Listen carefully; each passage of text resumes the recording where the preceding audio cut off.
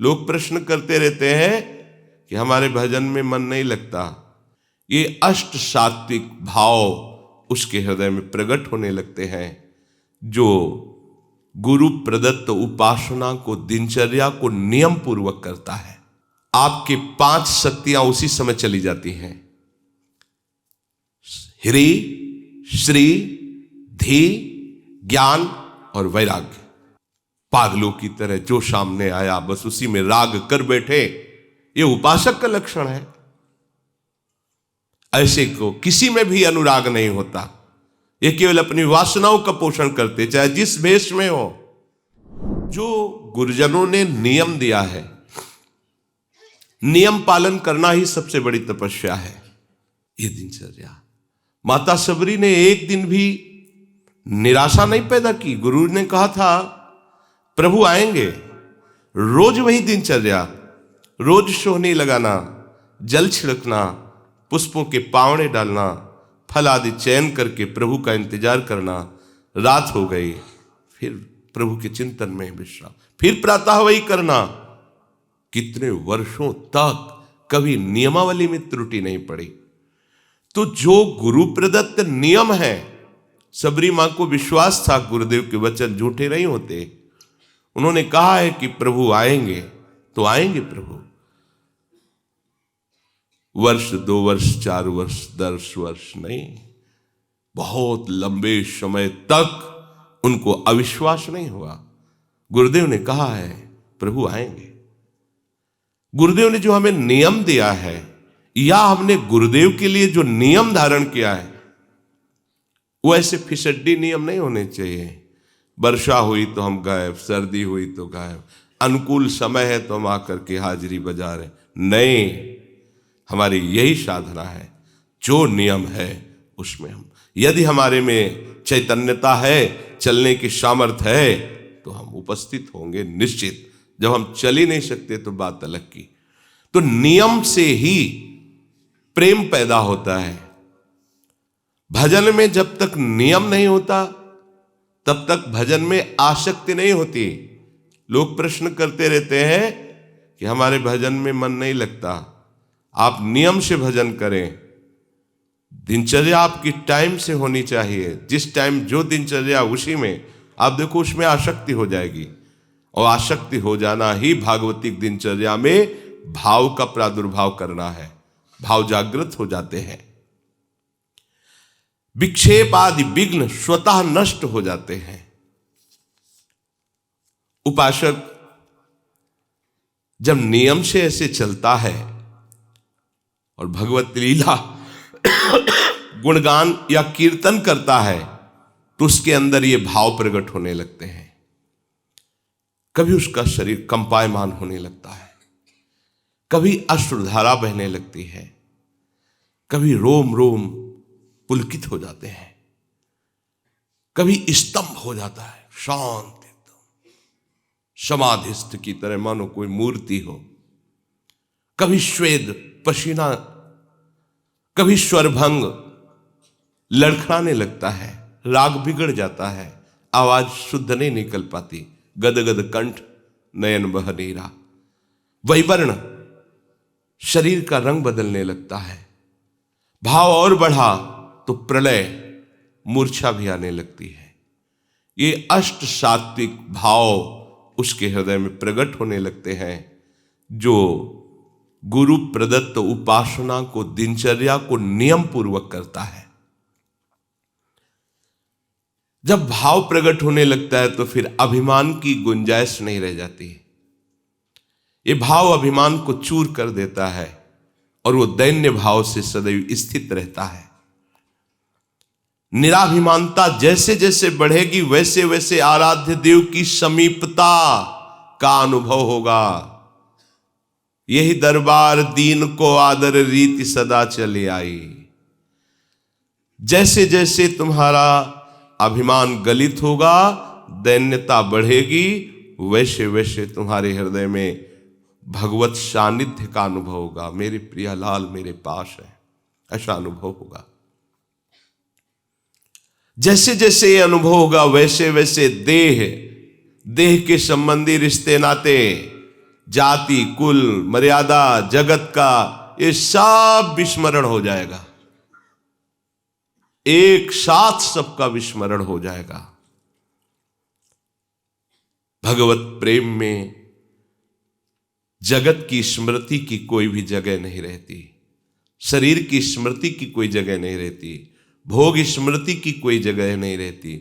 उसके हृदय में तो बस अपने प्यारे की स्मृति का राज्य होता है।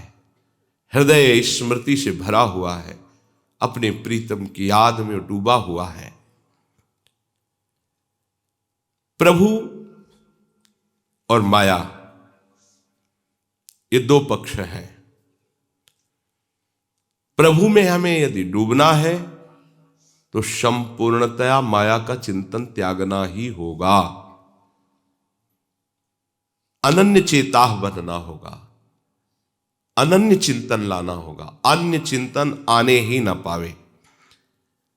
राग के कारण ही अन्य चिंतन हमारे हृदय में होता है।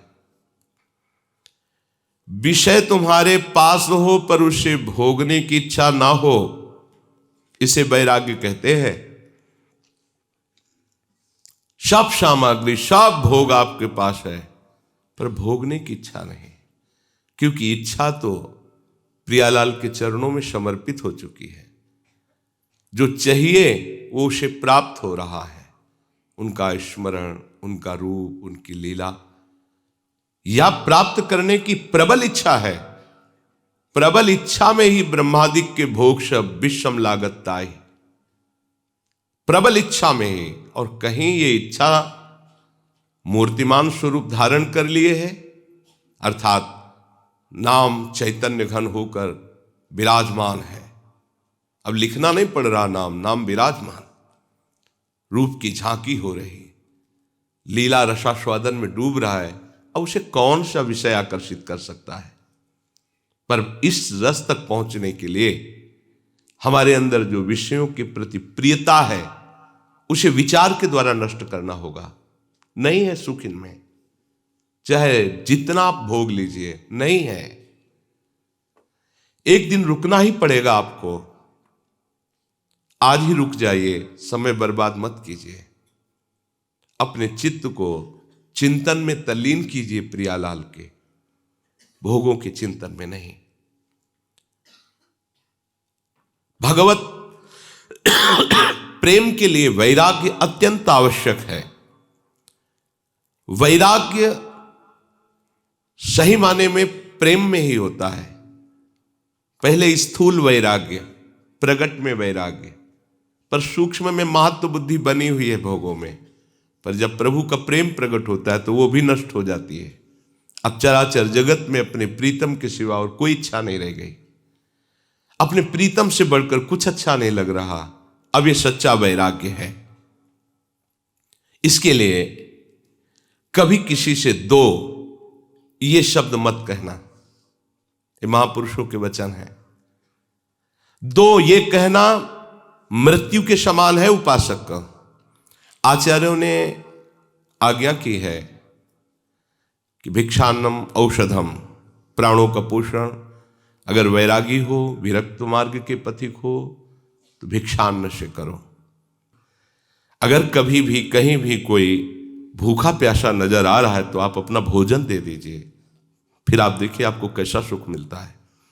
सर्दी में कोई कांप रहा है, आप अपना वस्त्र दे दीजिए। कोई बीमार है तो आप अपनी सुविधा छोड़कर उसमें पैसा लगा दीजिए, उसको औषधि दिलाइए, ये कीजिए। लेकिन कोई ये कह रहा है कि मुझे इतने रुपए दीजिए, नहीं तुम्हारा मंगल हो जाएगा, तो 5 पैसे भी मत दीजिए, बिल्कुल मत दीजिए। कुछ नहीं बिगाड़ सकता, वो केवल वाणी से बोल रहा है, उसमें सामर्थ्य नहीं है। सामर्थ्यवान ऐसे नहीं करते। भुगते देहि न जाचहि, ये वाणी जी कह रहे। केतिक आयु केतिक जीवन, काहे विनाशत काज हटकत। कितना जीवन रह गया है उसके लिए तुम मांग रहे हो, ये बिल्कुल ठीक नहीं। अगर सच्चे मार्ग के पथिक हो तो दो ये कहना शब्द नहीं बनता। भरण पोषण भगवान के द्वारा होता है। पूरा जीवन आप देख लो, जैसा आप स्वभाव बना लोगे, जैसा नियम रखोगे, वैसे ही निर्वाह होने लगता है। ये मांगना बिल्कुल ठीक नहीं है। मर जाना अच्छा है, किंतु किसी के आगे हाथ पसारना अच्छा नहीं। विरक्त हो तो केवल आदेश है आचार्यों का, भूख लगेगो मांग खाओगो, गिनो न साँझ सवेरो, ब्रजवासिन के जूठ टूक और घर घर छाछ महेरो। ब्रजवासियों के अन्न से उदर पोषण मांग करके एक एक रोटी कर ली, इसके अलावा मांगने का अधिकार नहीं है। किसी भी चेष्टा द्वारा अपनी आवश्यकता की सूचना उपासक यदि किसी को देता है तो अन्य आश्रय हो जाता है और अपना पतन करा लेता है। जो कोई ऐसा सोचता है कि मैं मांग कर परोपकार करूंगा, वो परमार्थ का पथिक ही नहीं, अनुचित है। हमें यज्ञ के लिए पैसे दे दो, हमें भंडारे के लिए पैसे दे दो, ये बिल्कुल ठीक नहीं है। ये परमार्थ का मार्ग नहीं है, ये स्वार्थ का मार्ग है, एक व्यापार हो गया। महापुरुषों के वचन है। परोपकार के लिए मांगना भी अनुचित है। उपासक को भूख लगे तो रोटी मांग लेनी चाहिए, उससे गृहस्थी का भी मंगल होता है और उपासक का भी मंगल होता है। किंतु इसके अलावा दो ये शब्द कहना, आपके 5 शक्तियां उसी समय चली जाती हैं। ह्री, श्री, धी, ज्ञान और वैराग्य। आपका तेज, आपका ऐश्वर्य, आपकी बुद्धि, आपका ज्ञान और वैराग्य पांचों नष्ट हो जाते हैं मांगने वाले से। मांगने के संकल्प से ही तुम्हारे अंदर मलिनता आ जाएगी। इसलिए भगवत मार्ग के उपासक को मांगना बड़ा भारी पाप है।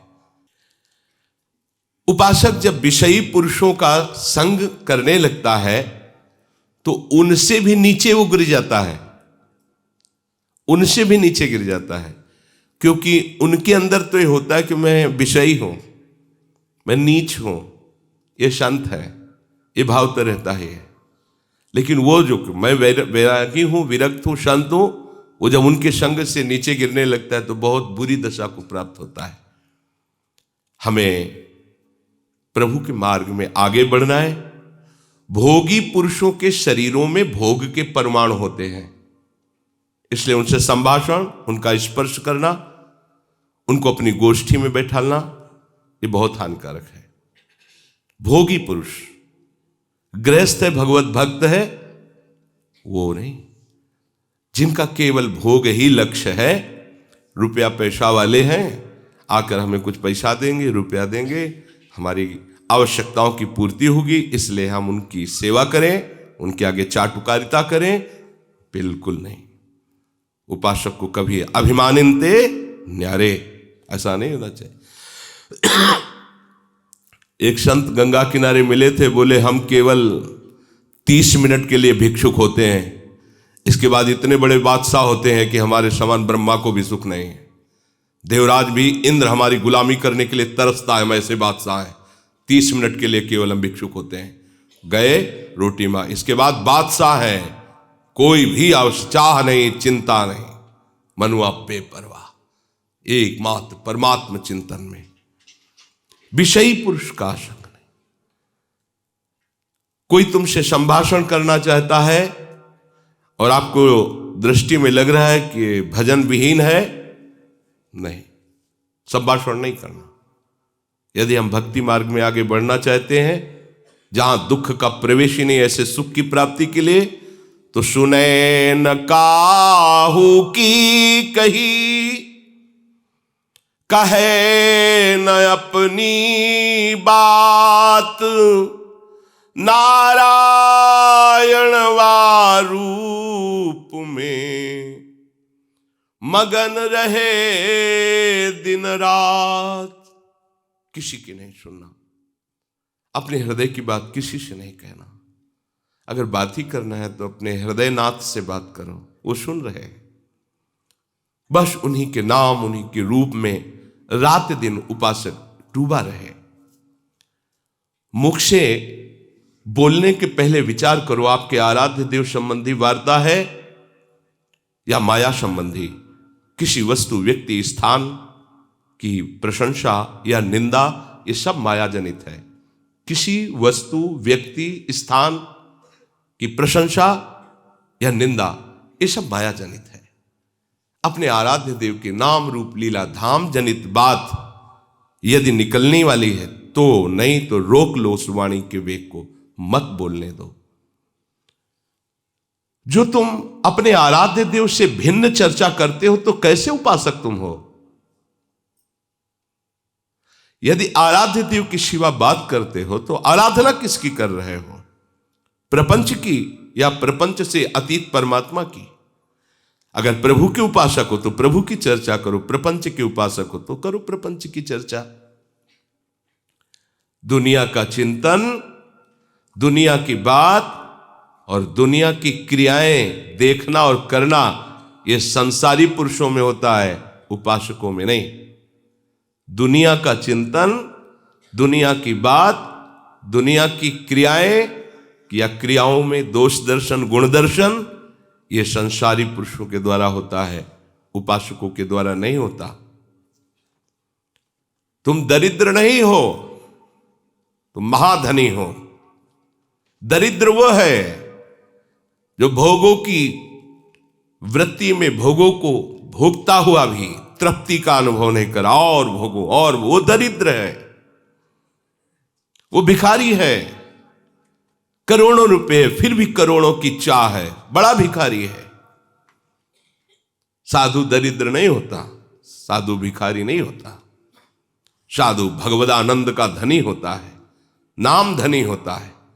कबीरा सब जंग निर्धना, धनवंता नहीं कोय, धनवंता सोई जानिए जाके राम नाम धन होए। प्रभु का नाम रूपी धन है, वो धनी है। विषयों में फंसा हुआ अपने को धनी मानता है, नहीं, वो दरिद्र है, समझ नहीं पा रहा। कितनी दरिद्रता अंदर बढ़ गई, करोड़ों अरबों है फिर भी खरबों की तरफ वृत्ति जा रही, बढ़ती चली जा रही।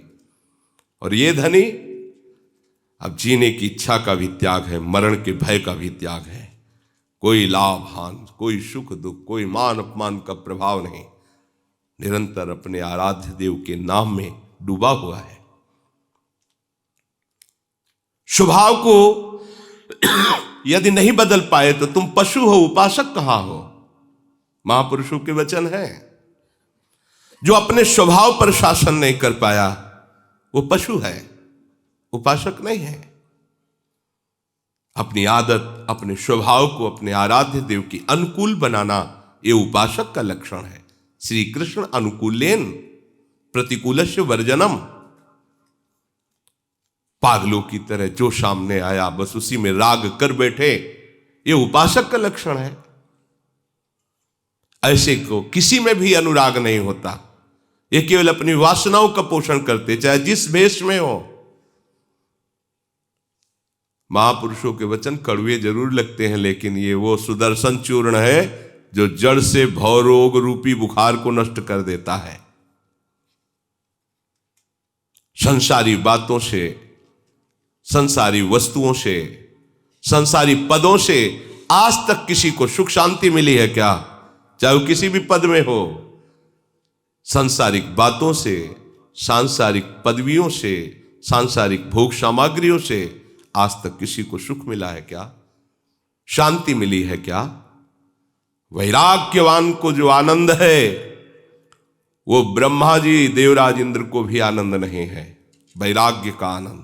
फिर अनुराग की तो बात ही जाती, वो तो इसके आगे की बात है। जन्म जन्मांतरों से हमारा विषयों में अनुराग रहा है, इसी अनुराग के चक्र को तोड़कर प्रभु से अनुराग करना, यही तो हमारी साधना है, यही हमारी साधुता है, यही हमारा भगवत मार्ग है। प्रभु में अनुराग हो जाना, संसार के राग का नाश हो जाना। कोई भी संसार का पदार्थ नित्य नहीं है, कोई भी संसार का संबंधी नित्य नहीं है, कोई भी संसार का पद नित्य नहीं है या नित्य है, नष्ट हो जाएगा। क्यों प्यार करते हो? ये रागियों को समझ में नहीं आ गए, वैरागियों की बात है। किसी भी वस्तु से, किसी भी व्यक्ति से, किसी भी पद से अपना संबंध नहीं है, तभी परम पद के अधिकारी। ये भागवत पार्षद बनने का सिद्धांत है, ये प्रिया सहचरी बनने का सिद्धांत है, ये उस चिदानंद सुख की प्राप्ति का सिद्धांत है जहां दुख का लेश मात्र भी नहीं है। यदि प्रभु के नाम में तुम्हारा प्रेम नहीं हुआ, प्रभु के रूप में प्रेम नहीं हुआ, प्रभु के धाम में नहीं प्रेम हुआ, तो घर छोड़ दो, कपड़ा छोड़ दो, चाहे जहां घूमो, कुछ नहीं मिलने वाला। अपने को आत्मज्ञानी कहो, भगवत प्रेमी कहो, बैरागी कहो, त्यागी कहो, कुछ नहीं मिलने वाला। हमें सतत जहां भी हैं, जैसे भी हैं, भगवत चिंतन करना है। भगवत चिंतन ही तुम्हें स्थिति प्रदान करेगा। ये घर द्वार छोड़ देना, कपड़े बदल लेना, इससे ही केवल काम नहीं बनेगा। भगवत चिंतन कितना बढ़िया अवसर दिया है, रात दिन उन्हीं की चर्चा, उन्हीं की लीला गुण गायन और उन्हीं के धाम में रह रहे। अब बात न बनी तो फिर नहीं बनेगी, बार बार तो बनत नहीं, यह संजोग अनूप, बहुत बढ़िया संजोग बना दिया है। भगवत प्राप्ति का बहुत सुंदर संयोग बन गया है। जब इन सबको छोड़ करके आगे बढ़ता है उपासक, तो प्रतिष्ठा आकर उसके सामने खड़ी हो जाती है। मान सम्मान प्रतिष्ठा, इस किले को तोड़ना बहुत मुश्किल है। संसार का चिंतन, संसार की भोग सामग्री, संसार की पद प्रतिष्ठा आदि को जो धूल धूसरित कर देता है, वही भगवदानंद में स्थित होता है। तो ये आखिरी किला है, मान बड़ाई कीर्ति प्रतिष्ठा। अगर उपासक सावधान नहीं रहा तो इस किले को नहीं तोड़ पाता। अच्छे अच्छे इस किले में फंस जाते हैं। फिर पूरा जीवन यही होता है कि इतनी इज्जत बन गई है, अब कुछ भी हो इतनी इज्जत तो नहीं जानी चाहिए। हजारों लोग हमारा सम्मान करते हैं, लोक लोकांतर में हमारा यश है, अब ये नहीं जाना चाहिए कुछ भी हो जाए। इसी से पाखंड धीरे धीरे आने लगता है। पाखंड को अवसर मिल जाता है अंदर प्रवेश करने का। प्रतिष्ठा की भी चाह मिटानी होगी। आई हुई प्रतिष्ठा को स्वीकार नहीं करना होगा। अगर उसे अपने में गुण मानकर स्वीकार किया तो आप इस प्रतिष्ठा रूपी किले के अंदर फंस जाएंगे और निज महल में पहुंचने में बाधा पहुंच जाएगी। इसलिए जो बहुमान करे को मेरो, कि ये बहुमानत ना ही बड़ाई नहीं मानना। और है क्या तुम्हारे अंदर, किस बात की बड़ाई? अरे प्रियालाल कृपा करके धाम में वास दिए, प्रियालाल कृपा करके परमार्थ में चला रहे, प्रियालाल कृपा करके अपने नाम वाणी का चिंतन मनन करा रहे हैं। अगर कुछ बोल रहे हो तो उनकी कृपा से बोल रहे हो। तुम क्या हो? वो अभी चाहे तो जबान लड़खड़ा कर बंद हो जाए, जीवन में एक अक्षर ना बोल पावे। तुम्हारी सामर्थ्य है? कोई सामर्थ्य नहीं। एक रोम झड़ना है तो उसे तुम नहीं रोक सकते हो, फिर तुम कितने सामर्थ्यवान। ये प्रतिष्ठा उन्हीं की हो रही है, प्रभु की हो रही है। यदि आप अपना यश मान लिए, आप अपनी प्रतिष्ठा मान लिए, तो आप भगवदानंद से विमुख हो जाएंगे।